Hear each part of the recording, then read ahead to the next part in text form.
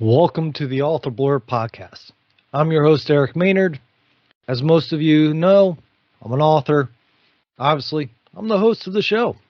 So, this show went a little longer than most of the others because, well, lately I've been getting to talk on topics that I literally have a huge interest in because, well, I get to do that every now and then. So, last week I kind of cut it short so I didn't go too far into my conversation with King Solomon. I actually had a little bit of time, so I went a little long today. Please forgive me. But if you get into finding out about Atlantis and the fact of my guest today, David Edward, discusses how he has proof of Atlantis, you'll be very happy. He also has, as you'll hear in this, a total of 48 books if I count it right. If I count it wrong, it might be 45, might be 50, somewhere in there. In other words, a lot of books. So he should have something that you might be interested in. So it gives you kind of a interesting point to look at him and say, let's go in and see what he has. I hope you enjoy listening to him and I talk. I promise you, I did everything I can to try to make sure, as I always do, that I answer or at least ask the questions, I should say, that you would be asking if you want to learn about a book that you might be interested in. Because who knows? A book might not sound interesting by the cover, but as you know, once you find out about the story, you can really get into it. As you'll hear, he has a short history of series where every book that he writes, he does the research that he put together for the location and then turns that into a book. So one, you can either learn about the situation after you read it, or if you don't get into his fiction books, you can learn about his different events or not his different events, the history of the events that are in his books. So I found it interesting. I hope you do too.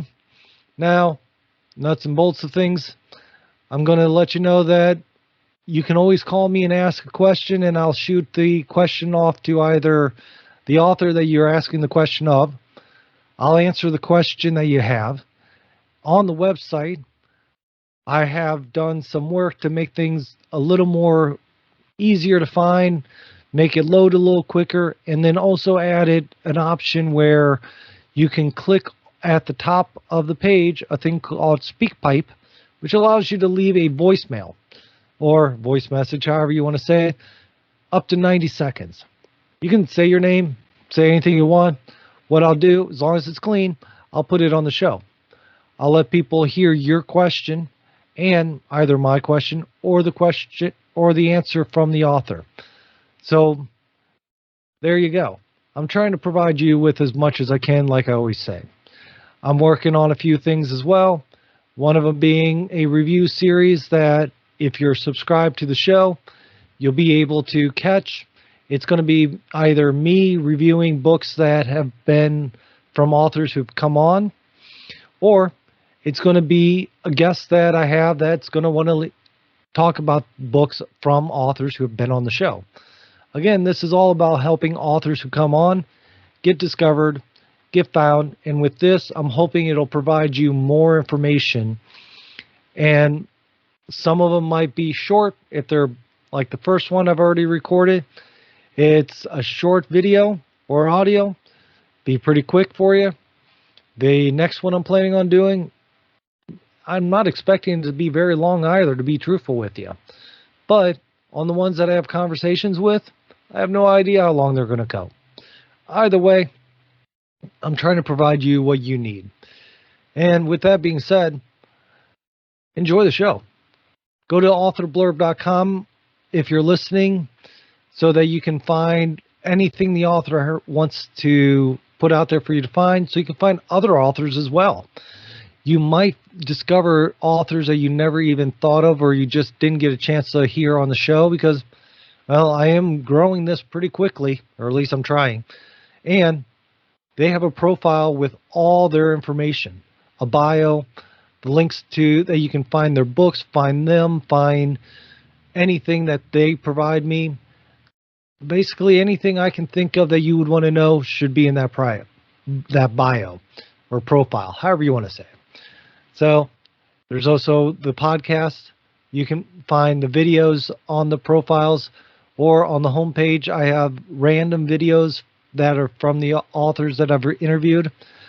So take the time, enjoy the website, enjoy my conversation with these authors, and always feel free to let me know what you think. Share with people you know, because I want to grow the show so more authors get discovered. And hopefully people find my books, which is the Behrman series that I've written, and buy those. Yeah. Other than that, thank you. I'll talk to you soon. I'm here with David Edward. We're here to discuss his books. And when I say books, I think as we talked, I mentioned we were talking about 48 at least. I might have missed one or something, but you have a whole slew of books. Yeah, David, well, you educated me. I thought I'd written 45, but yeah, you found the number was 48, so it's a lot of books. Yeah, I mean, like I said, I might have miscounted, but either way, when it comes to having a lot of books, you definitely have a lot of books. And as you can see in the background of your side of the video, I mean, they're not thin books. They're not paperweights, or not. Yeah. So what I did, I published my first book called Alamosa in February of 2021, and all I did during the lockdown, I just decided I was going to write. So I actually won. I use Grammarly, if you ever heard of that. It's like a spell checker and stuff. And I got an email from them like 6 months ago that said I was the most prolific writer of anyone that uses their tool, which is like millions and millions of people. Right. So, yeah, I wrote like 2 million words or something. In the course of a couple years. Yeah. So, because I've always wanted to write books and I had the time. So I started writing books. All right. So now let's get in a bit about yourself, because I'm sure there's a story there. And tell us a little bit about the books. Like we discussed beforehand, you don't need to list all 48 or 45 or 50, whatever it actually comes out to be. But give us an idea, a bit of the categories, genres, and what so have you. Yeah, sure. I mean, the little pitch on me, I'm a bit of a platypus. I've been very lucky in life because I've gotten to do a whole bunch of things. I live in Ocala, Florida right now, and I actually grew up in South Florida. I had moved away, and we moved back here in 2019, so just before the pandemic. I barely graduated high school. I mean, literally, I had to negotiate my way out. I mean, like whatever the GPA minimum was, I was right there at like 0.0001 below it. But I got out of that. I dropped out of college after the second semester of the first year. Right. And I feel like I was a smart guy. But I realized I didn't, whatever else I had done in growing up, I hadn't developed the tools necessary to kind of be a professional person. So I joined the Army. And I was a little older. I was like, I think I was 19 when I went in because I had done the college. So I was I was always a little older than kind of everybody else. But so I was in the Army for 4 years, and I joined the infantry, 11 Bravo, because you got a $5,000 signing bonus. But then you take this test. It's called the ASVAB test. And I did really well on it, and they were recruiting for what they call 97 Bravo, which is a counterintelligence agent in military intelligence. And they moved me over to that MOS. I could claim they recruited me like in the movies and stuff, but that is not at all what happened. They simply had a quota. They had a test score. I met the criteria, and they put me over there. But it was the best thing that ever happened to me. I don't know what my life would have been if I had been an infantry soldier. But as I was a counterintelligence agent for 4 years, so I got to work. I was attached to the DEA. I got to work with the CIA. I was part of the team that arrested Noriega. So I got to do all kinds of really cool things in the 80s and 90s in the military. Then I had the chance to re-up, and I realized that college didn't look anywhere near as bad as it did coming out of high school. So I went back to school, and I, like anything I do, like with the books, the 48 books and stuff, I do it with passion. So I finished a bachelor's degree, 3 master's degrees, and I have a doctorate in engineering. I've been the president of a university. I've taught at all level of collegiate colleges, some good schools, some regular schools. Then when I got out of the military, while I was doing that, I formed 2 companies, which I still have. One's a geospace company here on Florida Space Coast. And then, I've done a bunch of other stuff. But yeah, then I decided I'm going to start writing books. So, like I said, about 2, 3 years ago, I started writing books, and now I've got 48 books. Jeez, that is. I wouldn't even know where to begin with that story. Talk about Yeah, I making know. somebody feel like an underachiever. Well, but you know what? No, I just drifted. All I did, the only decisions I made was not to do the same thing for very long. And when there Right, was a risk to take, I took it because I was young. I don't do it anymore. But but as a right, young person, I think it's not good. I think take all the risks you can while you can, weather them not working out, right? Because you right, get too old in life, you have mortgages and responsibilities. You can't really all of a sudden lose all your money and wind up in Nicaragua. right, Wake up there, not know how you got there. You can't. But when you're younger, you can. So, which I've done, right. by the way. I have done that exact thing. Never Mexico for me, but Canada. Yeah, So yeah. I've been to Canada. no, there's been one where I just that's a whole different story. but Okay. but yeah, I mean it's Hey, so any country whose money is called loony is my kind of country. well, it's definitely loony at times up there. I can say that. Yep. So let me ask you this: what actually got you to start writing books? I mean, you said you started back in what 2005 was it? You said, forgive me on I that. Yeah, no, I published the first book. It came out in February of 2021. So Okay, about 2 years ago. Now that first book took me over 2 years to write, um, because I didn't know what I was doing, right, and it's a little rough around the edges. I've revised it once, but I've decided I don't want to change it too much because it's my first book. It is what it is. So I want it to be. I don't want to go in and clean up and write the way I write 48 books later because then you can't see the evolution and stuff. Yeah. So right. so what I don't know. I wanted to do it. Like I said, with the pandemics, what else was I going to do? You're sitting here. We still had electricity, Right. so I just decided to do it. All right. So now, if I remember correctly, you're in fiction, nonfiction. You've written in for fiction. You've written thriller, paranormal, um, Sci-fi. No, sci-fi. and Those are my sci-fi. three genres. Yeah. And then you in nonfiction, you've written history. I'll Yeah. be honest with you. There's the one book you've written under the history section about Atlantis. That's what caught my attention. Hey, that book. You know what?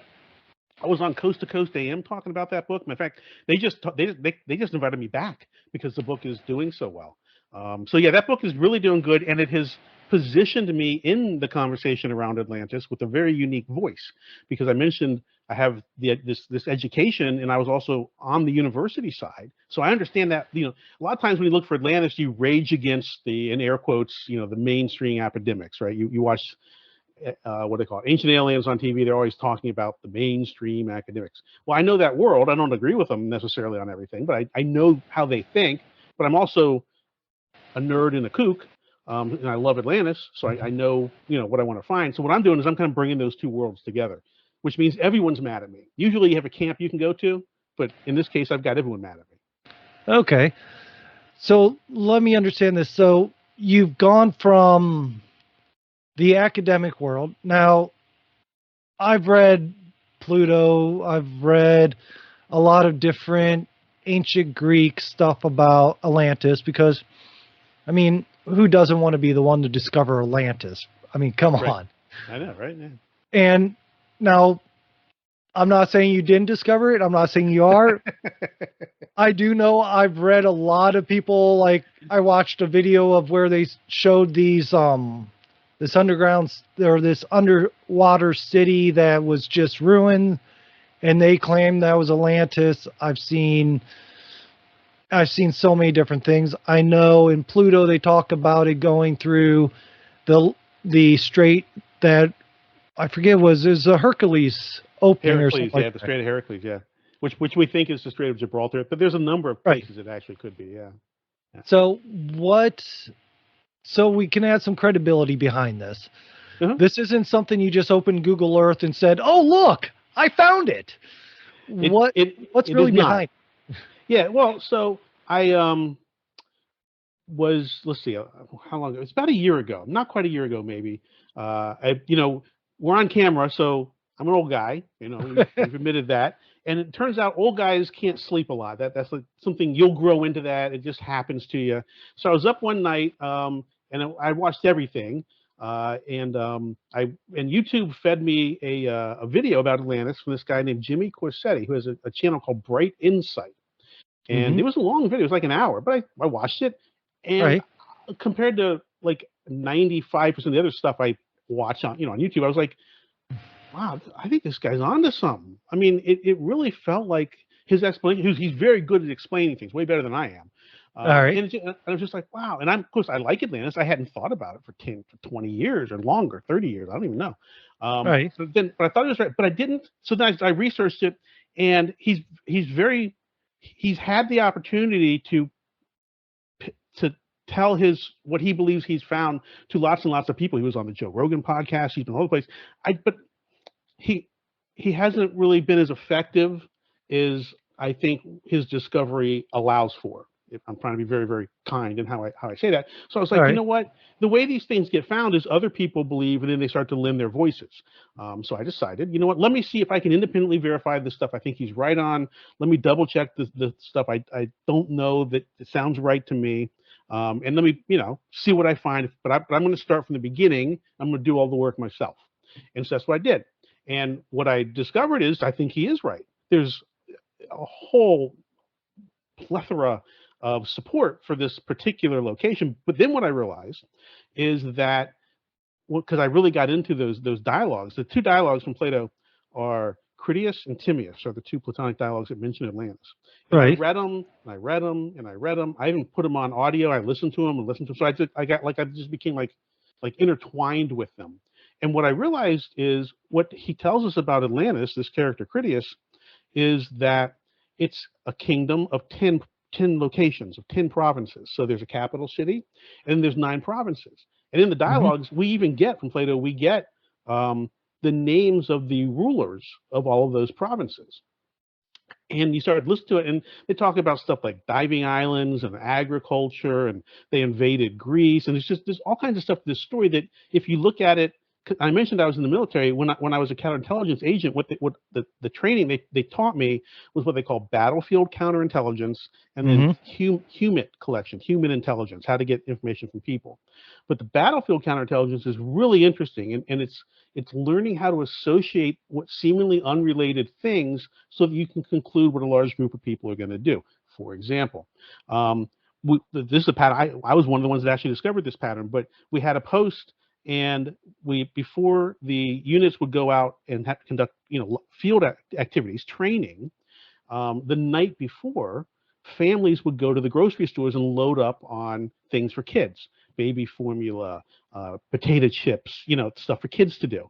And that's because they're going as a family, because we know whoever the military person is, it's usually the guy, but it's not always anymore, are going to be gone for a week or two.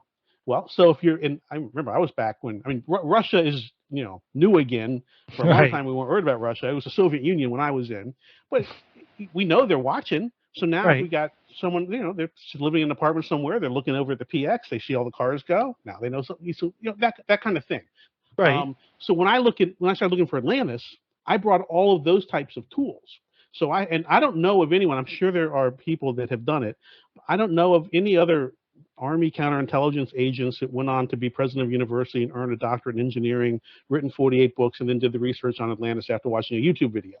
So I feel like I feel like I'm in a pretty specific category. Yes, I'll agree with you. Yeah, I'm like a platypus when it comes to that. But yeah, I'm passionate about it, and it's a fun space. I like arguing about Atlantis with people because we used to argue politics.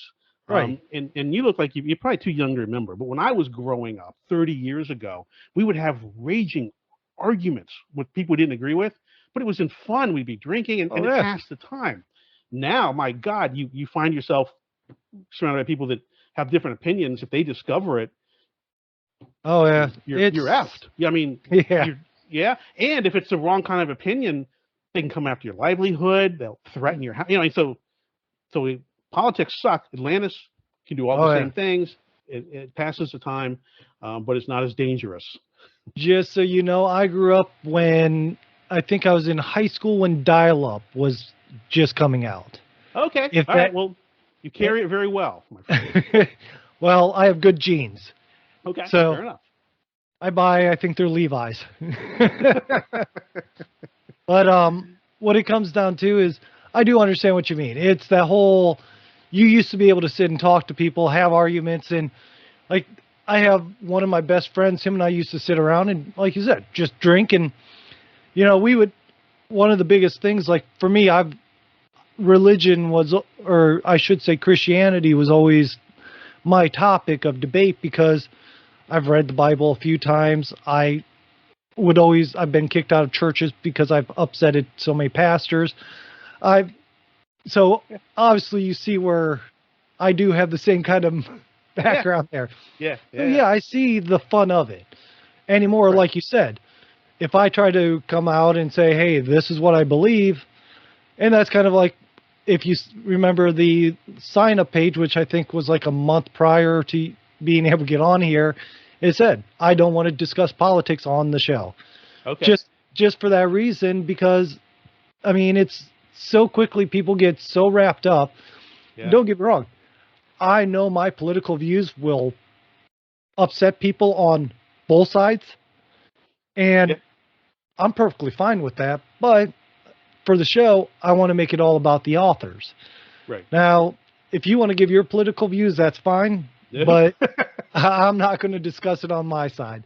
Yeah. Now, I'm with you. Yeah. I mean, it's suicide. If you're in the public eye at all, I mean, even if you're a manager in a corporation, I mean, if you have any kind of visibility, right. It's very difficult, I think, unless the industry you're in is one where it would benefit from people knowing what your views are.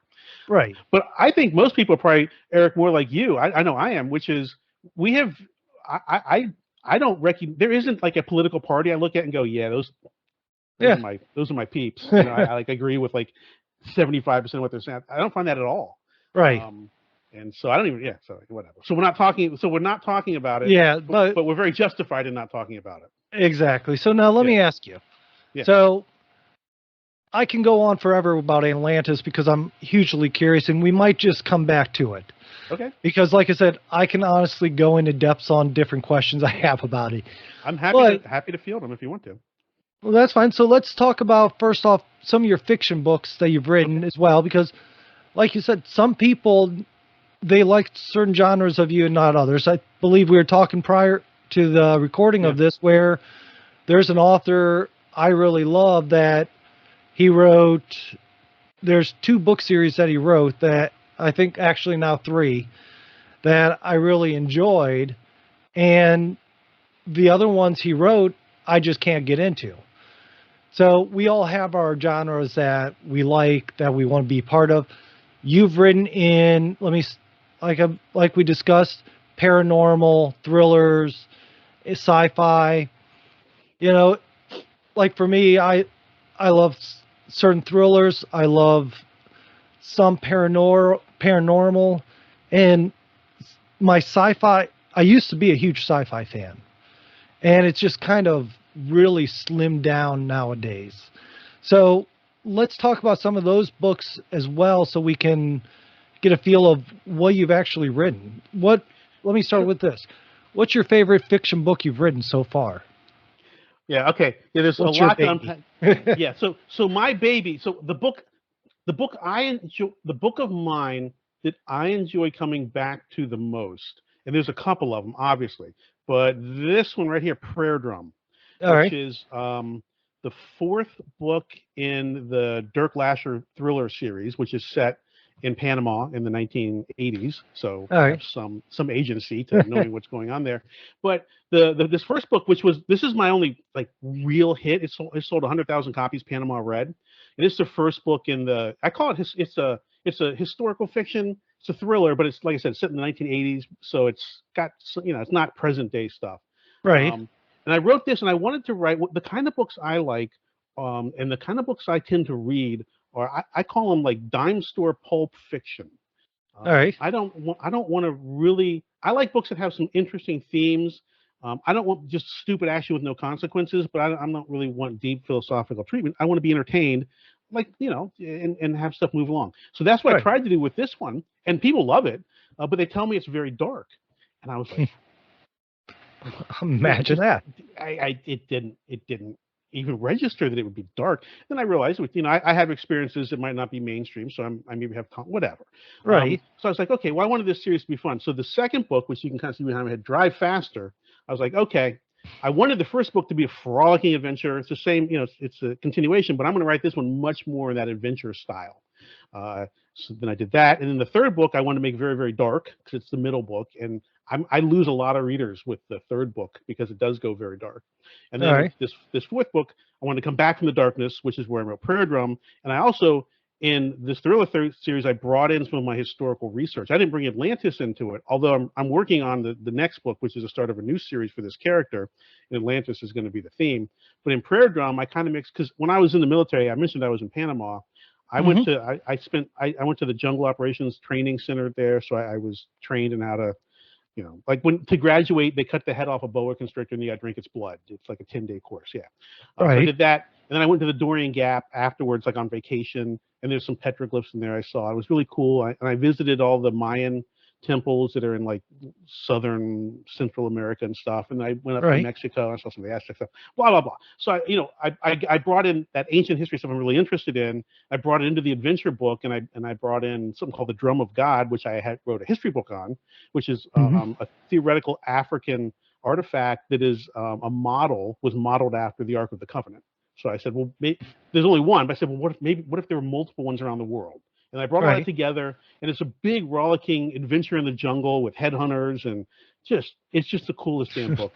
So it's just awesome. And then the last book in the series, Down Ballot, is a little darker, but it does resolve everything. Well, resolves most things. All right. So I think that's my best book. So you did close out the series of that, then it sounds like. So how many series do you actually have, and how many do you have active, I guess? I only have, so on the fiction side, I have 3 series, and they all have had the first set of books. The sci-fi was a trilogy, paranormal was a trilogy, and the thriller was 5 books, and they've all completed their first arc. So I've written half of the next Dirk Lasher thriller. I've written, I don't even know how much, like 95% done with. It's just a pure Western. It fits in I call it Purgatory Oaths, which is the supernatural one. And then the different books, it's like an anthology, so there's different characters sometimes. And yeah, the Western will go in there. That one's, maybe this weekend, I just got to finish it. I mean, I'm so close to being done. And then the sci-fi, that finished. The sci-fi was interesting because I did the trilogy books, and then I did a bunch of short stories that were set like 100 years before. So I've got 10 short stories in the sci-fi series and 3 books, and just this called Earth Series 1 is the collection, and that and Purgatory Oaths, the collections of those 2 series are actually free right now on Amazon. So if anyone wants to pick up, all 3 books for free. So digital. Nice. I'm gonna have to get those now. Keep in mind, this is probably going to air probably a month after we're talking. Okay, so they're still free. Yeah, they're perpetually free. Yeah. Oh, okay, perfect. So yeah, I'll have to get on there and get some of them myself then. Yeah. So trust me, I keep collecting books from every author I can just because, well, I'm addicted to. So all of my books take place in the same universe, even though there's So the sci-fi books are supposedly set 50,000 years in the past. Okay. I call it the Purgatory Oath books are basically turn of the century, 1900s, and then the other ones in the 1980s, 1990s. But yeah, the Earth series. So the Earth series. So what I'm interested in, we talked about Plato. Right. Plato wrote a lot about the human soul and this idea of what is the soul, what is a person, all that stuff. So the sci-fi books take that on from a technical standpoint, and basically the story revolves around the characters discovering that human souls, or not humans, but whatever they were 50,000 years ago, are being used as currency. So the whole sci-fi story is about that, and the souls get moved around. So what is it? Sometimes you wind up in a robot. And what does that all mean? It's like, what's the currency of people, souls, right? That's the sci-fi side, and then on the Purgatory Earth side, it's the same thing, but it's religious and spiritual and supernatural. The soul and all of those kind of things. So, and of course, they're all answering the different ways of asking and answering the same question. In the thriller, I've left clues in that no one's picked up on yet. Sometimes some of the the names of things are the same, but eventually it's all going to come together as my plan. Probably another, I got to get another 48 books done, and then the 99th and the 100th book will pull it all together, and people will be like, "Whoa, that's really cool." Yeah, if somebody's going to read all 100 books once you get it done, I want to talk to that person that reads all 100 books of yours. I know. Well, I and mean, even the history books are all topics that show up in the fiction books. So that's how all I right. actually started writing. Because like this Drum of God thing. I'm like, I want to research it to put it in the book. I'm doing all this research. I'm like, well, this should be its own book. So I made, and that, so all the locations and events and artifacts and the things in my other books, that's what I release as in history books. So like I have books on Operation Just Cause when we invaded Panama, the Panama Canal, Honduras, Right. that kind of stuff. So that's what the history is. So you could read All right. all of my stuff, and it's all wrapped in this hard to see through snow globe that you can shake up and watch move around. I was going to say you had quite a few short history, or what was it? A short history of that. That's what it is. So I'll Yeah. have, I'll and you wind up with 10,000, 15,000 words. It's not an encyclopedia, but Right. it's a legitimate read. So it's a 4 or 5 hour Right. read. It's a good book. Well, you don't need a textbook to portray a quick little info dump of history. Exactly. So, I mean, trust me, I'm not going to sit through a textbook, not after all the ones I've gone through. So, yeah. But so let's look at this then. What actually, I guess. So you have everything going. You said that your sci-fi is actually set how many years in the past? 500 years in the past, or 50,000 years in the past? 50,000 years in the past. Okay, most sci-fis, as far as I'm aware, now some are said modern days. I'm listening right now to, or reading right now, one of the authors I talked to, who did a modern day sci-fi where aliens came to the Earth. How is your sci-fi set 50,000 years in the past? Because you're not thinking 50,000 years in the past has technology. Right. That's got to read the books. I don't want to give it away. Yeah. No, well, so the basic look, what like I'm talking about Atlantis, right? Right. What is Atlantis? Atlantis is this idea of a civilization before ours. Right. Right. So with Earth 50,000 BC, I tried to go back really far. I said, okay, let's really open up that idea and let's get creative. And let's look, and because we look at was Mars. Was Mars habited, or was Mars the moon to a planet that is now the asteroid belt? Right. Well, in my books, that planet's still there, and Mars is still a moon of that planet. So, of course, at some point in these stories, we're going to find out what happens to it and how does it go for this big planet into the asteroid belt. That kind of stuff. And I'm laying the foundations for a lot of the locations and a lot of the ancient cultures that we start to see in history, because I actually do know quite a bit about it. And I'm laying those foundations in the sci-fi books. So by the time we get there, it's be like, oh. Now, admittedly, I've had many people who, since this is only the first fraction of it, don't get it all, and they get a lot of the comments are like, I thought this would be a book like set in Egypt or something, and it's not. What's going on? Why are there spaceships? But there is a plan and there is a story. It's just we got to get through it. Yeah. All right. So possibly I guess you could say, people before Atlantis was technology advanced enough that they left and took everything. Possibly, is that where we're going, or? Other way around, they show up. So they're out there in the solar system, and the story starts to bring them into the inner planets and that kind of stuff. So yeah, I don't want to give too much away. And there's robots, and so I mean, basically, the civilization that we're talking about is I'm projecting our civilization way into the future. Matter of fact, and everyone has something like the internet. They call it the ether, embedded in their heads, that kind of stuff. But then I'm pushing it way back into the past because clearly something happened to it, right? So there is.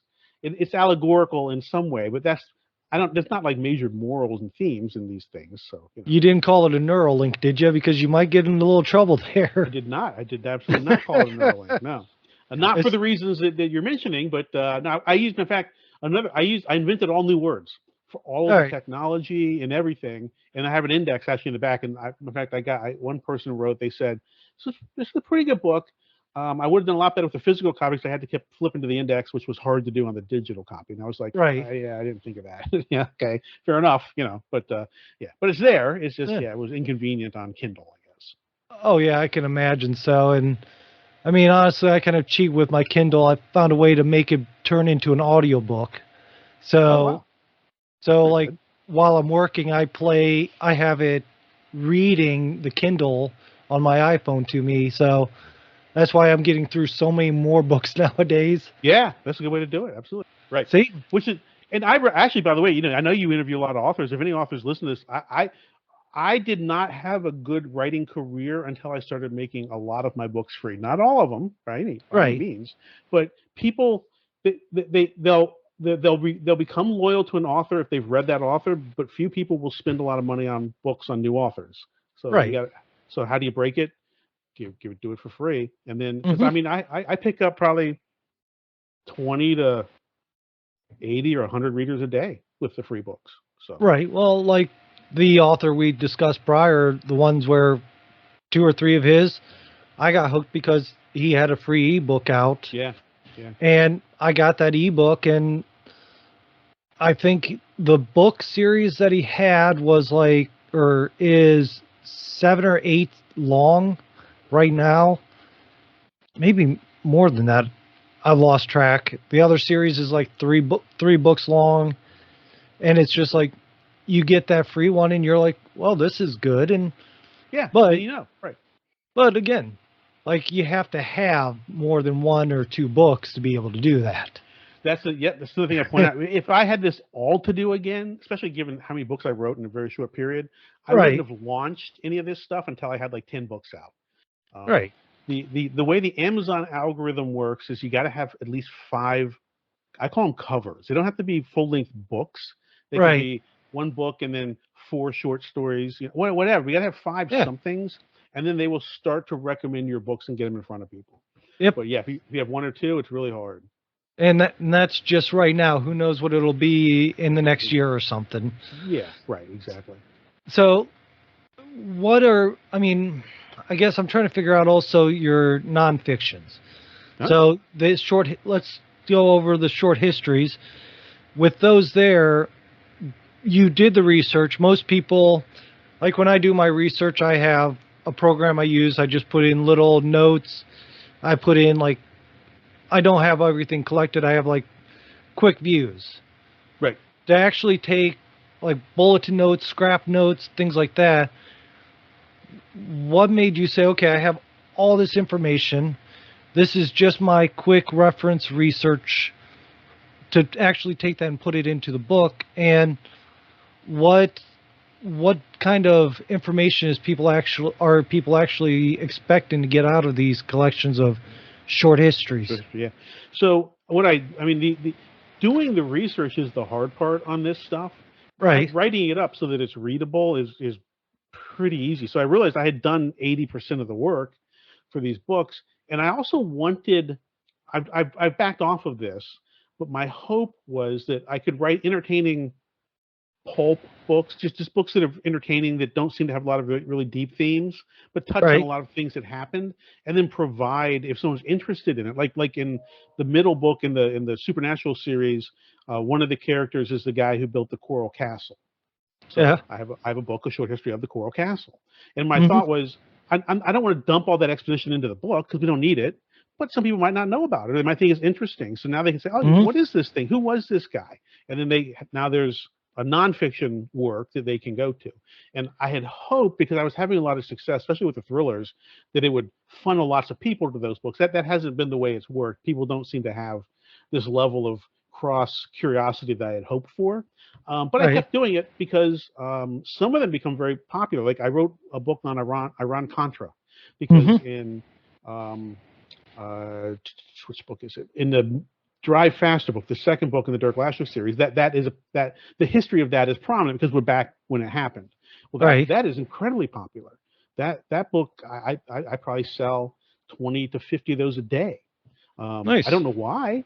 I don't know why that one, but Mm. that's how those nonfiction ones have come about. They've just been something I was researching for the fiction books that I wanted to also document, The other thing that, we don't talk politics and stuff, but you got to be a little careful because the information that's out there is slowly changing, and Hmm. it's slowly being presented with more of a modern view. I'm being very careful in my language. So Right. I also wanted to make sure I captured for these trivial items what was the history when I wrote it, so that I don't have to later say defend it and have it be different, if that makes Right. sense at all. So yeah, I and mean, that's a very real problem, by the way. But that's got nothing to do with either you or me writing right. books. So yeah, Oh, I agree with you. And that, I mean, it's kind of, in all truth, the reason that I have so many paper books is yeah. just so, because I've actually seen some of the books I've had or have in my ebook where I've gone back and reread them and noticed things in them that have changed because, and I don't know how many people actually know this, but an author can go in, update their ebooks, and then it automatically updates in the Kindles. So technically, I could go in, change the ending in 5 years to my books. Somebody goes back and reads them and goes, wait a minute, this isn't what I remember. Yeah. So, I mean, That's one challenge with digitizing all this stuff. You yep. don't have that chain of custody, like because if you have a physical book, matter of fact, in my field, in the Atlantis field, there's this guy named Graham Hancock. Have you ever heard of Graham Hancock? No, but let me do this. Let me look him up because I think Look, you mentioned him before. he's very famous. He just had a series come out on Netflix called Ancient Apocalypse, and he's been writing books for a long time. I read his first. It's not his first book. It was a book that made him called A Fingerprints of the Gods. I read it in 1995. I bought the first hand copy of it, I've and I just actually kept it. heard of that one. Yeah, yeah, yeah. So, but this first hand copy of that book, I kept. I didn't think. You don't think about it. You just sits on your bookshelf. You move, it goes with you. Right. And when I got back into this space like 6 months ago, I went and relooked at it and all kinds of great stuff. And then I start talking to people, and I would say some of the things I read in that book, and they're like all over me. I'm like, whoa, whoa. And they're like he didn't say that. He said this. I'm like, what are you talking about? Apparently, the book's in its 15th edition. And sure enough, just like to get the new edition, he had to write this big long opening where he basically says he's an idiot, he doesn't really know anything, and this book is probably all wrong. And then all kinds of stuff in the book, little things are tweaked and changed to fit with what modern views. And I'm like, Right. wow, because the original first edition is so different. But at least I know. I wouldn't have even known if I had just gone back 20 years later and read it. I'd be like, Right. oh, okay, I didn't. Oh, all right. I thought it was, I thought it was more this or that. But you know what I mean. So yeah, it's Right. huge, huge challenge. And like I said, I mean, like for me personally, I have no intentions on changing it, but it's that whole thought. And I mean, it's, I guess the best way to put it is no matter which side you're on politically, this and that, it's also the thought of like having an actual physical copy of something. You know what it was and what it's meant to be. Nobody can change the story that you like. No, And yep. And I mean, I know a lot of people that will buy a paper copy and a ebook copy because they love reading the ebooks, but they have that paper copy so that they have that story forever. Because ebooks might, who knows, if you're in a power outage and it dies, if you go camping with whatever it might be, you still have that physical book. Hey, look, movies are the same way. I had a ton of DVDs, like I don't Hmm. know, 20 years ago, whatever it was. And Right, then I started buying movies on Amazon. I'm like, I like to have that. I don't buy a lot of stuff. I buy a few that I really like. right. And the same thing. It turns out you're not really buying them. No, You pay them the $20, and apparently what the deal says is that you guarantee to be able to access it for 7 years, and then as long as it's in the Amazon library after that. Well, a yep. lot of the stuff I bought, it would disappear. I'd be like, God damn it! I know I bought. Where is it? And Right. same thing. Yeah. Those physical copies of physical media. That's the only way to really own this stuff and to know that it is what you remember it being. Oh, I Yeah. agree. And I Yeah. mean, don't get me wrong. I live literally in a digital world with Absolutely. It's very convenient. Of we course. all do. I mean, Yeah. between trying to advertise, between getting out there, I literally am emailing. I do design for a living. outside of writing and the podcast, I mean, literally everything I do is digitalized. And I think the last set I've actually saw of a printed set of drawings were a couple years ago. Yeah. So, Yeah. I mean, everything, people pull their tablets up and stretch out the drawings. And it just shows you, even in construction world, there some do have the printed copies, but no one ever touches them anymore. They have their tablets. You know, which is interesting. I when I look for Atlantis and stuff, I always try and stay very grounded. And and anyone looks into the stuff I've done, they'll notice that. But one of the interesting things that happens is when you go back in time, more than about 10,000, 12,000 years, there's no writing. Right. They weren't writing stuff down. They were clearly doing stuff. And then I Right. think about, okay, let's say our civilization gets wiped out, right? Well, Yep. it's going to look like we stopped writing stuff down about the year 2010, Right. right? And so much of what we actually know is going to just be gone. Mm-hmm. It's in the ether. You know, it's digital. They're not going to be able to recreate it or anything. Right. So it's interesting by converting all this stuff to digital, how much stuff we're going to lose. So- And how hard is it to do research, right? Because they can manipulate Right. it. Yeah. So let me ask this then also. So with that being said, with the data being changed, data being conflicts each other, what actually direction did you go to start your research to Atlantis? You said you was listening to a YouTube video. You wanted to test to see if this guy that you were listening to, if his theories are right or wrong or what so have you. What was your first step into finding out if Atlantis was real? Because Atlantis, I believe, was supposed to be a couple hundred years before Pluto, or like 90, we're talking 96, like 9,000 years. 9,000. Yeah, I was going to say, I couldn't remember. It's been a long time since I've read it, but I knew that it was long before the writing was being seen. So, and then that's going to bring my next question about what ended up being found if there wasn't writing to indicate that it was actually Atlantis. So you've asked me a lot of questions. I understand. Okay. So what was your first question was, how did I start the research? How did you start? You started with a video, but what was your first step into your own research? And then from how did I start the research, and then kind of what did we end up finding? What was it? I'm not expecting you to tell me, oh, this is everything we found, because people need to read the book to be able to understand, I imagine. Yeah. But a few hints here and there. Okay. So I've always been, like I mentioned, I was a nerd growing up. So in the 70s and 80s, I watched all the TV shows. I read like Eric von Daniken's Chariots of the Gods, and all that stuff. So I continue to watch, like if there was a documentary on Atlantis on the History Channel, I'd watch it. So I was pretty plugged into what was going on, but because I was, as a kid, interested in this stuff, pretty soon you get through the Atlantis material and it leads you into a lot of the classical Greek writings. You mentioned that you've read a lot of Plato and stuff. So I had two. I've read all the dialogues. I've read Herodotus, the histories. I read it like twice. I love this guy named Xenophon, who wrote something called The Retreat of the 10,000. And he's the only other writer we have who wrote dialogues about Plato. I'm sorry, about Socrates, like Plato did. He's the only source we have to corrupt. So I was already familiar. I was already into that literature. So the first thing I did is I went back and reread it all. And I decided, so what you tend to do when you come up with one of these research questions, the next step is to do what they call a literature overview. Go see what the state of the industry is, go find current journals and articles, and see what people currently think, what they don't think, what's already been researched, all that kind of stuff.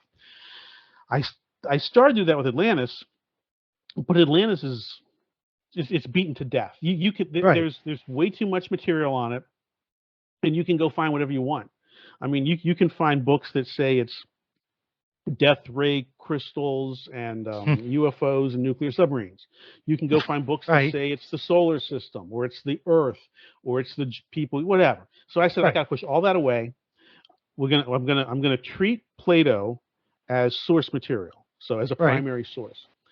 So then I started reaching out. So, like, for example, I reached out to the dean of philosophy at Yale University. I was able to get to her, and I talked to a physical anthropologist about West Africa, and what they call the Green Sahara, which was like between the last ice age and like 6,000 BCE, all that kind of stuff. So I started talking to people, and regular academics won't touch this topic, and there is nothing you can bring to them that they will confirm. They will only not confirm it. So I said, Right. okay, I've got to go it alone. I've got to do it myself.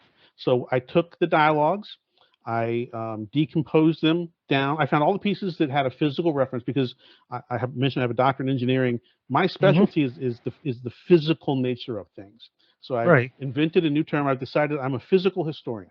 So I'm not an anthropologist. So I don't care. So like in the dialogues, we're told that the god Poseidon became smitten with the mountain girl and married her and had all these kids and they became all the kings. Right.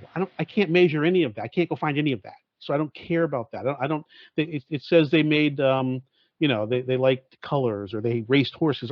That doesn't help me. But a Right. lot of what Plato does do is he says, well, it was located here and this was this long and this was this long and this was this long and here's how you got there and this is the kind of stuff they did and this is what they grew and here are the kind of metals, just all that kind of stuff. So I basically pulled all of those pieces out, and decomposed into requirements and then started looking for and applying those requirements. I partnered with this guy, David Stig Hansen, who has a YouTube channel under his own name, David Hansen. All right. And he travels the world. So when we found places that looked interesting, he would go there, and then I would talk to him, and he'd look for stuff. And he and I agree like on like 89% of this stuff. So Okay. yeah, but between all that, I just did all that. I compiled it. I did the analysis. In the book, I lay it all out. And in fact, in the book, it's more of a proof than it is like a narrative or something to read. So it just basically says, if we're going to assume that the story of Atlantis is true, Right. then based on what it says, all of these things have to be true. Can we find them? Which is a different way of doing it. Most people say, let's go try and see if we can prove this is a true story. I'm saying, no, let's assume it's a true story. Now let's start to look through what we know to see if we can find corroboration. And when you turn it around that way and you look at it that way, the answer becomes pretty obvious. All right. Now, here's a question I just thought about because, I've thought about this and never really had an idea of where to go with this question. Okay. So, Atlantis is real. It's Was real. was real. Yeah. It's a civilization that 9 to 10,000 years ago, right? 11,600 years ago, something like that. Okay. So it's a civilization that one has become extinct in all this or split up, but a civilization that no Something longer. bad happened to it, and the civilization broke down and went somewhere else. Yeah. Yes. Yeah. So with that being the case, whatever it might have been, something bad, a volcano destroyed it like Pompeii, whatever it might be. Yeah. With that, if somebody reads your book, goes to where Atlantis is now, sees it and says, my God, it's real, what implement do you think that has, or what impact do you think that has to today's society, if any, to find out?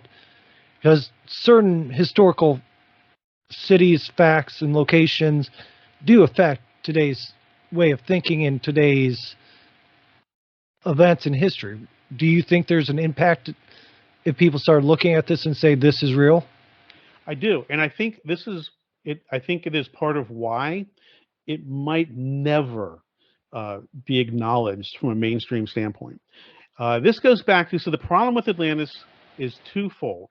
If Atlantis is real and it's 96, it's at the end of the last ice age, and there Mm-hmm. was some type of group of people who could do things that we currently don't think cavemen could have done. I'm Right. trying to really be careful how I say this. Okay. It undermines two things. It undermines a wing of many of the religions of the world that have their own dating systems that don't go back that far. Right. So that's a problem. And it undermines this idea of indigenous entitlement. That's not the right way. That's a bad way of putting it. A lot of societies are based on the fact that some people got there before other people. All right. And then they call them the firsts. Canada, you mentioned Canada. Canada has All right. this. This undoes that.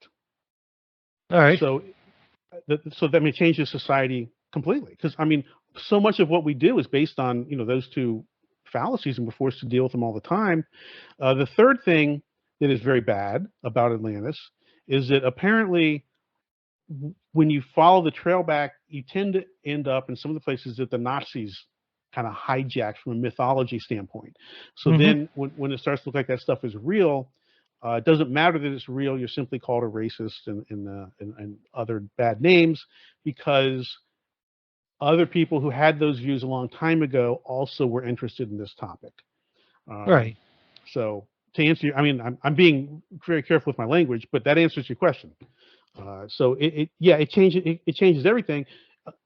Softly, what I think it does, just for the layperson, for me, what it does for me is it defrags so much of what we see when we look back into our past versus Mm-hmm. what we're told we're supposed to see when we look back into our past.